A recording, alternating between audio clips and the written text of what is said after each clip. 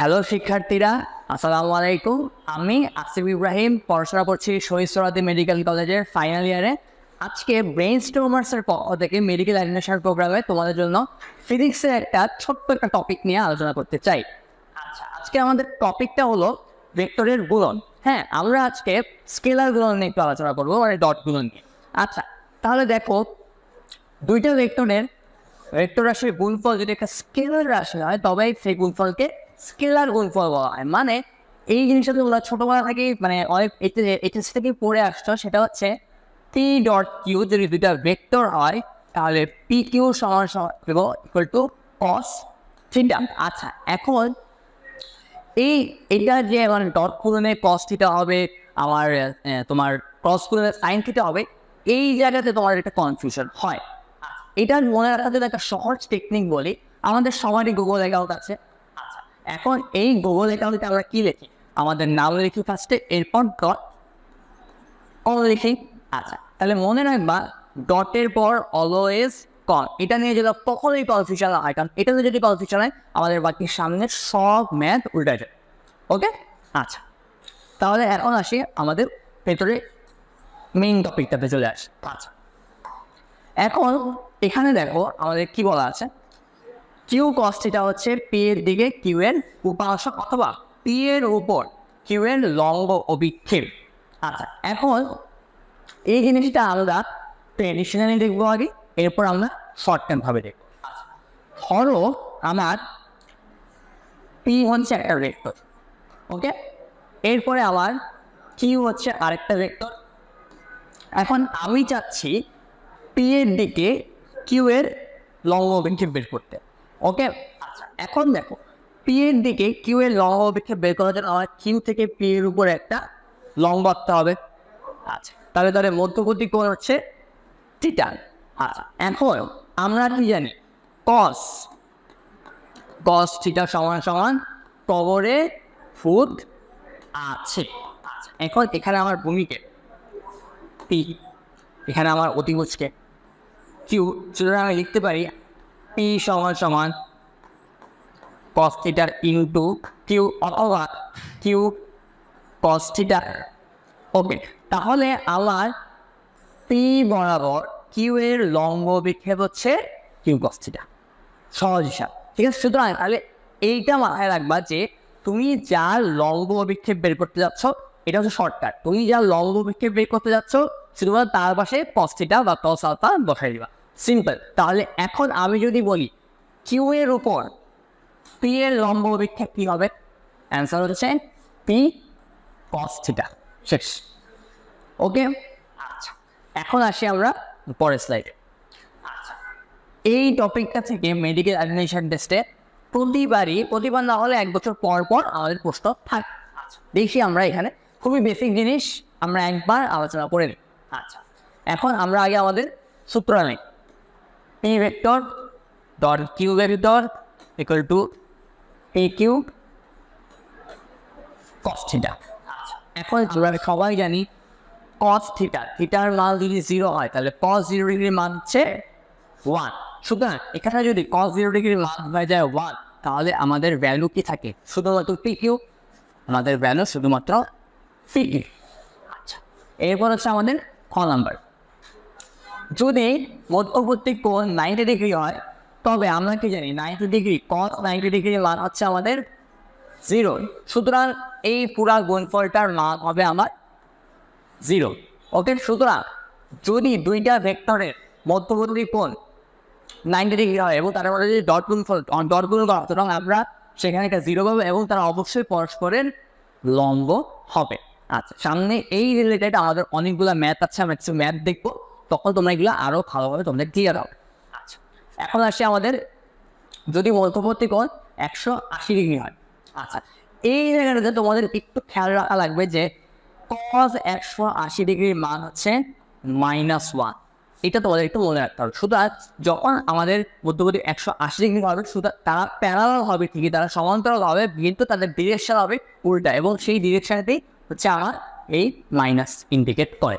ওকে, আচ্ছা, এখন আসলে আমরা সবাই জানি কাজ, মানে কাজ একটা স্কেলার রাশি, কারণ কাজ হচ্ছে বল এবং সরল দুইটা ভেক্টর রাশি ডট গুণফলে হচ্ছে আমাদের কাজ। সুতরাং তার আমাদের একটা স্কেলার রাশি এবং আরও কিছু স্কেলার রাশির এখানে এক্সাম্পল দেওয়া আছে যেগুলো আমাদের অ্যাডমিশনের জন্য ভেরি ভেরি ইম্পর্টেন্ট। ওকে, আচ্ছা এখন আসলে আমাদের স্কেলার গুণনের নিয়ম, এটা আমাদের অ্যাডমিশনের জন্য 5 স্টার ইম্পর্টেন্ট, এত বেশি ইম্পর্টেন্ট কারণ এখান থেকে আমাদের এক বছর বছর প্রতি ঘুরে ঘুরে এখান থেকে একটা প্রশ্ন আসে এবং খুবই সিম্পল থাকে। তোমাদের মধ্যে কনফিউশন তোমাদের যেটা লাগে সেটা হচ্ছে এই দুইটা টাইপ তোমাদের, কারণ এখানে আমরা যখন ক্রস গুণন করবো তখন আমরা সিমিলার একটা জিনিস পাবো, সেইখানে তোমাদের আসলে কনফিউশনটা হয়। আচ্ছা তাহলে আমরা আগে আসি প্রথমটা থেকে। আমরা সবাই জানি বিনিময় সূত্র কি জিনিস। বিনিময় সূত্রে আমরা আগে দেখে আসছি a plus B equal to B plus A, মানে এ যদি বি এর স্থানে যায় এবং বি যদি এ এর স্থানে আসে তাদের মানের কোনো পরিবর্তন হবে না। ওকে, সুতরাং আমার এই ভেক্টরের স্কেলার গুণন বা ডট গুণন এটা হচ্ছে আমার বিনিময় সূত্র মেনে চলে।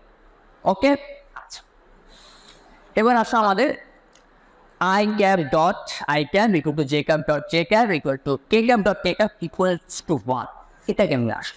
আচ্ছা এটা খুবই সিম্পল, আমরা একটা সহজ উদাহরণের মাধ্যমে এই জিনিসটা দেখি। আচ্ছা এখন আমরা দেখি আমরা I cap dot I cap, এখন দেখো আই ক্যাপ নর্মালি আমাদের কোন অক্ষকে ইন্ডিকেট করে? X Axis. আচ্ছা তাহলে এইটা হচ্ছে আমার এক্স অ্যাক্সিস। ওকে, আরেকটাও আমার আই ক্যাপ, এটাও আমার এক্স অ্যাক্সিস। তাহলে আমার দুইটা যদি সেম অ্যাক্সিস হয় তোমরাই বলো এটা মধ্যবর্তী কোণ কত হবে? অবশ্যই 0 ডিগ্রি। আমরা কি জানি যদি এটা যদি 0 ডিগ্রি হয় আমার কজের মান কত? কজ ডিগ্রি মান কত? 1। সুতরাং তাদের মধ্যবর্তী মান হবে 1 হবে, সরি এটার মান হবে আমার 1। আচ্ছা এবার আমার আসুন J cap dot J cap. আচ্ছা জে ক্যাপ কত বলো, এর মধ্যবর্তী কোণ কত? 0 ডিগ্রি। কজ 0 ডিগ্রি মান কত? 1। আচ্ছা তাহলে আমাদের যেটাই আসুক, আমাদের I cap dot I cap আসুক, J cap dot J cap আসুক, অথবা K cap dot K cap আসুক, আমাদের মান অলওয়েজ সেম, আমরা 1 পাবো। আর যদি আমাদের কনফিউশন হয় আমরা জাস্ট এই তাদের মধ্যবর্তী কোণটা চিন্তা করবো। যদি আমাদের ডটগুলো হয় তাহলে এখানে কজ 0 ডিগ্রি মান 1, শেষ। আচ্ছা এখন আসো আমাদের 3 নাম্বারটা।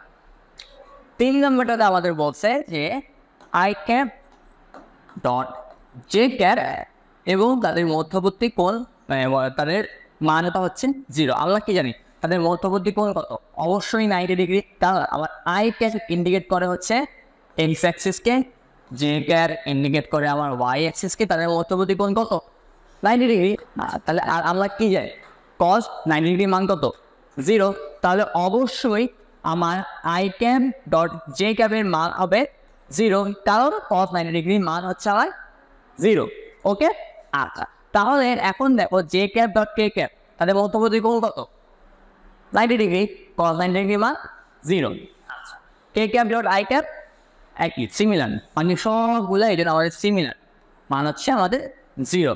মনে রাখা স্কেলার গুণফল মানে ডট গুণফলের ক্ষেত্রে যেহেতু আমাদের মধ্যবর্তী কোণটা ইম্পর্টেন্ট, তুমি জাস্ট চিন্তা করবে যারা যদি সেম অ্যাক্সিসে হয় তাহলে তাদের মধ্যবর্তী কোণ 0 মানে 0, কস 0 ডিগ্রি মান 1। আর যদি আলাদা অ্যাক্সিস হয় 90 ডিগ্রি হয় তাহলে মান হচ্ছে 0। ওকে, আচ্ছা এখন আসো পরের সাইডে যাই। স্কেলার গুণফলের ফর্ম, এইটা হচ্ছে আমাদের 10 স্টার ইম্পর্টেন্ট একটা টপিক। আচ্ছা এখন দেখো ফার্স্টে A gap A vector into A vector equal to A square. কীভাবে আসলে আমরা অলরেডি পড়ে এসেছি দুটা সিমিলার ভেক্টরের ডট গুণফল, তাদের মধ্যবর্তী কোণ হচ্ছে 0, তাহলে কস 0 ডিগ্রি মান হচ্ছে 1, তাহলে বাকি থাকে আমার শুধু এ ইন্টু এন, যেটার মান হচ্ছে আমার এ স্কোয়ার। ওকে, আচ্ছা এবার আমরা অলরেডি পড়ে আসছি বিনিময় নিয়ম ওরা মেনে চলে, মানে এর জায়গায় তুমি বি দাও, বি এর জায়গায় তুমি এ দাও, তাদের মানের কোনো পরিবর্তন হবে না। আচ্ছা এবার পরস্পর লম্ব দুটি ভেক্টরের স্কেলার গুণফল 0 হয়, এইটা অলরেডি আমরা পড়ে ফেলছি। যেটা হচ্ছে পরস্পর লম্ব বলতে কি বোঝায়? কস 90 ডিগ্রি, আমরা অলরেডি জানি 90 ডিগ্রি মান হচ্ছে 0, তাহলে পরস্পর লম্ব দুটির স্কেলার গুণফল অবশ্যই 0 হবে, অর্থাৎ A dot B vector equal to zero. এটাকে যদি আমরা উল্টাভাবে চিন্তা করি যে কোনোটার মানে শূন্য না, মানে আমার এর মানও শূন্য না, বি ভেক্টরের মানও শূন্য না, তাহলে তাদের রেজাল্টেন্ট যদি আমার জিরো আসে, মানে মান যদি একদম গুণফল যদি জিরো আসে, তাহলে বুঝিয়ে দিতে হবে তাদের অবশ্যই তাদের মধ্যবর্তী কোণটা হচ্ছে মাঝখানে 90 ডিগ্রি, মানে এ ভেক্টর লম্ব বি ভেক্টর ও বি ভেক্টর লম্ব এ ভেক্টর। ওকে, এখন আসলে আমাদের তাদের মধ্যবর্তী কোণ নির্ণয়। মধ্যবর্তী কোণ নির্ণয় আমরা অলরেডি সূত্র থেকেই করতে পারি, যেমন এ ভেক্টর এবং বি ভেক্টর ইকুয়াল টু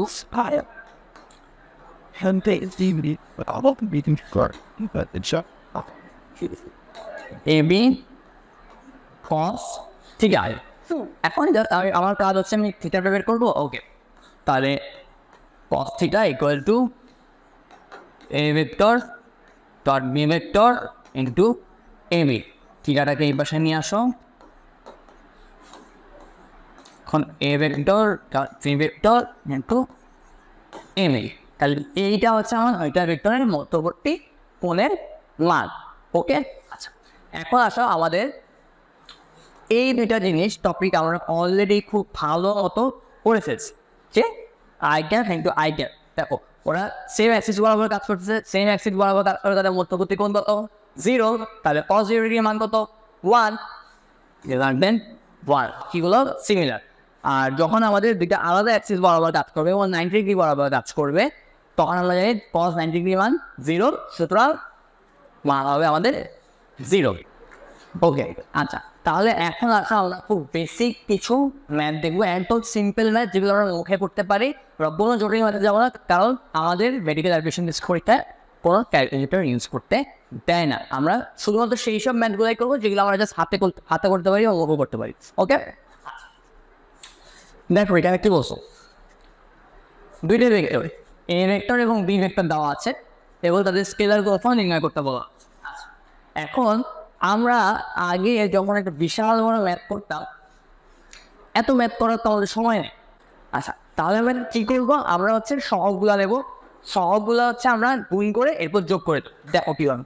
আচ্ছা, দেখো ফার্স্টে এ ভেক্টর এবং বি ভেক্টর আই টেপের সহগ কত?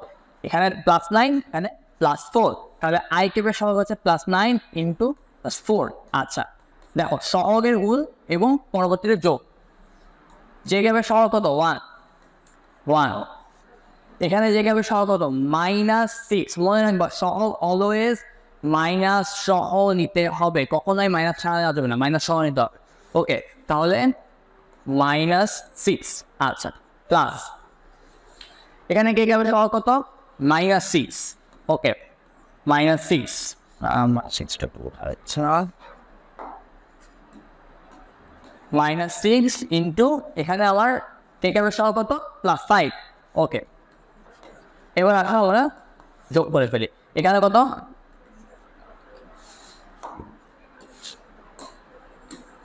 36, এখানে হচ্ছে -6, এখানে -30, রেজাল্টেন্ট কত? 0। আমরা জানি যখন দুইটা ভেক্টরের ডট গুণফলের মান 0 হয় তখন কি হয়? পুরোটা মান 0, তার মানে এ ডট এ ভেক্টর লম্ব বি ভেক্টর। আমাদের এখানে চেয়েছে ভেক্টর দ্বয় পরস্পর লম্ব। এই মানটুকু আমাদের পরীক্ষার জন্য অত বেশি ইম্পর্টেন্ট। আমাদের পরীক্ষার যে ইম্পর্টেন্ট তাই ডট গুণফলের মানটা বের করা। আমরা মান বের করার পদ্ধতি জেনেছি। এখন এটার একটা উল্টা টাইপের ম্যাথও আসে, এটা আমরা একটু পরে দেখাচ্ছি। আগে এই ম্যাথটা তোমরা বুঝে নাও। জাস্ট আমরা কী করবো, আমরা যখন আমাদের স্কেলার গুণফল বের করতে বলবে, আমরা হচ্ছে এগুলার সহগগুলাকে নিয়ে গুণ করে এরপর যোগ করে দেবো। সহগগুলাকে নেব এবং তারপর যোগ করে দেবো, এবং অবশ্যই খেয়াল রাখতে হবে যেন মাইনাস সহ নেওয়া হয়। ঠিক আছে? আচ্ছা, এবার আমরা পরবর্তী। আচ্ছা, এখন দেখো এম এর মান কত বলে এই দুইটা ভেক্টর পরস্পর লম্ব হবে। একটু আগে আমি যে উল্টা ম্যাথ কথা বলছিলাম, এটা হচ্ছে সেই কাইন্ড অফ উল্টা ম্যাথ, কারণ আগেই বলে দিছে লম্ব হবে। যদি আগেই বলে লম্ব হয়, আমরা আগে এখানে শূন্য বসাইনি, কারণ আমরা জানি অলরেডি এই দুটার ভেক্টর গুণফলের মান ডট গুণফলের মান শূন্য হবে। আচ্ছা, এখন একটা আগে বলবো আই টেপের সহগ কত? 2। আই টেপের সহগ কত? m। তাহলে আমি এখানে লিখতে পারি টুয়াইস m প্লাস জে গ্যাপের সহগ কত? 2, জে গ্যাপের সহগ 3, তাহলে 2 এবং 3 গুণ করলে আচ্ছা, তাহলে এখন আসুন টি গ্যাপের সহগ। টি গ্যাপের সহগ এখানে কত? -2। এখানে কত +4। এখন আসো -2 ইন্টু +4। আচ্ছা, এখন আমরা সিম্পলি এটা করে ফেলব। এখানে কত 6, এখানে কত -8 ইকুয়ালস টু টুয়াইস m -2, এখানে 0, এরপর হচ্ছে আমার twice m equal two 2, m is equal to 1। আমার m এর মান হচ্ছে 1। ওকে, তাহলে এই ছোটখাটো সিম্পল ম্যাথগুলো আমাদের আসবে। আমাদের মেডিকেল এডমিশনে কোনো এমন ম্যাথ আসবে না যেটা জন্য আমাদের ক্যালকুলেটরের প্রয়োজন। ওকে, এখন আমরা লাস্ট এই ম্যাথটা একটু দেখাচ্ছি। আচ্ছা,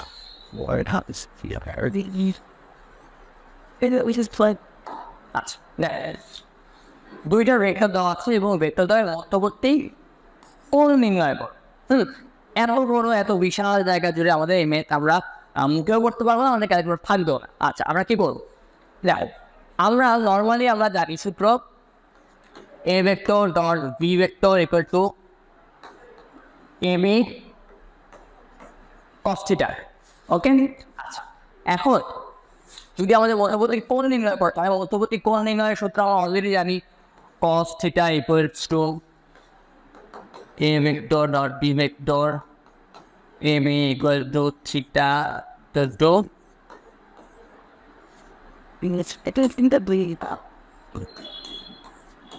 a ভেক্টর b ভেক্টর এবং m। ওকে, এখন আসে আগে উপরের মিটার কি তো দেখতে দেখুন, এখানে কত আছে i এর সহগ 9, এটা সহগ 4, তাহলে 9 ইন্টু 4 প্লাস যে গ্যাপের সহগ +1, যে গ্যাপের সহগ -6, তাহলে +1 ইন্টু -6, কে গ্যাপের সহগ -6, কে গ্যাপের সহগ +5, তাহলে -6 ইন্টু +5। এখানে মান কত 36, এখানে কত -6, আচ্ছা এখানে কত -30, তাহলে আলটিমেটলি আমার রেজাল্ট কত আসলো 0। তাহলে তোমরাই বলো এই পুরো জিনিসটার ভ্যালু যদি 0 হয়, এটার ভ্যালু যদি 0 হয়, তাহলে আমার পুরোটার মান 0 হয়ে যায় না? তাহলে আমার আলটিমেটলি পুরো জিনিসটাই 0। তাহলে যদি মান 0 হয়, তাহলে আমরা কি বুঝি? তখন দুইটা ভেক্টরের মান 0 হবে, ভেক্টরগুলোর মান তখন 0 হয়, তখন তাদের মধ্যবর্তী কোণ 90 ডিগ্রি হয়। সুতরাং আমাদের এই মেথড সলভ, আমরা এই টাইপের সহজ মেথড আমরা পারবো। ওকে, আচ্ছা ঠিক আছে। তাহলে আমরা আজকে এই ছোট্ট একটা ক্লাসের মাধ্যমে তোমাদের খুবই ফিজিক্সের খুবই একটা ইম্পর্ট্যান্ট টপিক ভেক্টরের ডটগুলো এটা আমরা একটু আলোচনা করলাম। ইনশাল্লাহ আবার দেখো।